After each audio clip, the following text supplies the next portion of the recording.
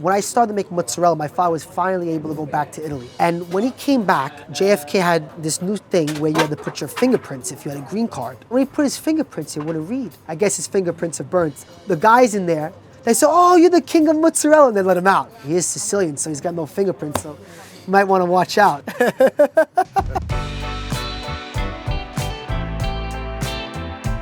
My name is Orazio Carciotto. I'm the owner from Casa Della Mozzarella from 1993. My name is Carlo Carciotto. I'm Orazio's son. Mozzarella is the biggest selling cheese in the United States of America. I forgot by how many billions of pounds sell a year. It even surpassed American cheese by about 2-3 billion. Why is it so popular? I guess because it really can go with everything. If you think about mozzarella, is essential. If you want to talk about American cuisine, American Italian cuisine like chicken parmesan, veal parmesan, which is really not in Italy, but it's more of an American style. It goes with that. It goes with pizza. It's a beautiful summer dish that you can make casual or formal with a little bit of tomatoes, prosciutto, roll it up, put in a sandwich. I think mozzarella, the way I describe it, it's art. You stir it, and you blend it, and you mold it, and you stretch it up and give that mozzarella stretch, which everyone sees all over the place. And to me, it becomes a canvas, and it's a work of art.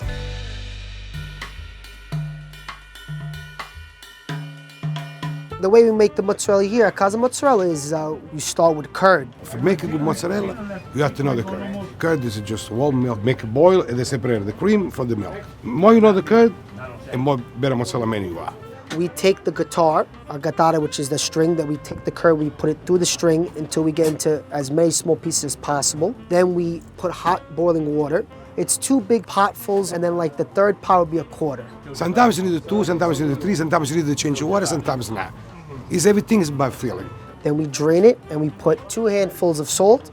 Then after that, we use an oar to blend it. I like to go clockwise, so from 12 to 12, then backwards, and then side to side. Once I feel that there's that texture and I feel that it's ready to be all stringed and pulled together, I start using my hands and the oar to lift it up. The more of my hands I use, the more milk I'm extracting out. That's why when you lift it up, you try to use very minimal hand contact. You want to use the work in that oar. So when you pull it up, you want to try to go as high as possible. Not even as high, you just want to make sure it comes down evenly. It's not the most important part of the thing. It may be like for the spectacle of it, but it's important to get that stretch, and also seeing how the mozzarella comes down from that stretch depicts how it is. It's kind of like with coffee. If the sugar goes down an espresso or cappuccino too quick, you know the coffee sucks. Once we put it down, now it's time to put the finishing touches, like making a mozzarella filo di latte, which is just mozzarella with cow's milk. We have burrata, which is made with stracciatella, which is mozzarella broken into pieces, made with panna, which is heavy cream. We blend it, and then we stuff it in the mozzarella and we close it.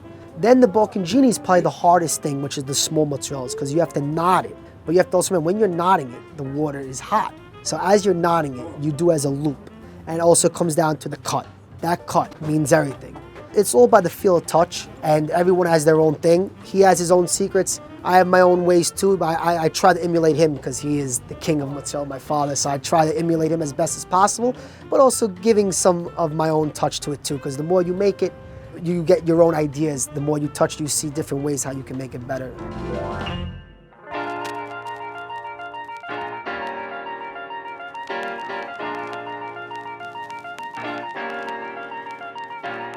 This neighborhood for me, like when I came over here the first time, I said like, wow, I'm in Italy here. I see the decoration for the feast over here, like we do in Italy. Every store you go, so they speak Italian to you. I was still missing my country, but like this neighborhood make you like feel like you're really in Italy. I grew up here on Arthur Avenue, watching my dad. In the 1990s, it was mainly all Italian. It's changed now, which is good. It's brought diversity. But then we still have a lot of old school people here still. We have a lot of Italians. Like my buddy Neil over here. He's been here for God knows how long. Neil, say hello to Kevin. Since 1972. 1972. I grew up in this neighborhood. He knows my grandfather, that's how many years. This is Bogardi's, and they've been here for about 100 years. They're known for making fresh ravioli, fresh pasta, stuffed raviolis.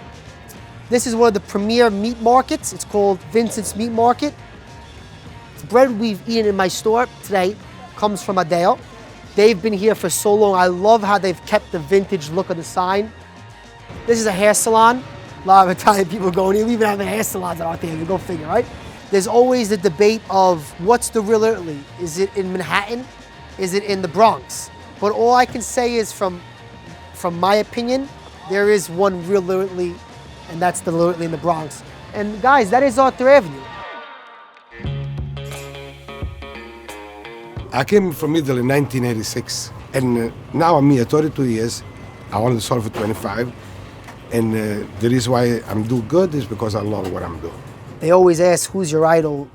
I mean, I don't need to say Derek Jeter, Michael Jordan, LeBron James. You tell me other guy that comes from another country and tell me who has more balls than that to leave his mother, his father, everybody, make a living, and not just make it here, but really make it here and be successful, not because of money, but be successful because he's happy.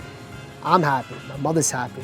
When you think of what America represents, it's this man, Orazio Carciotto. He is the American dream, and I couldn't be more proud to call him my father.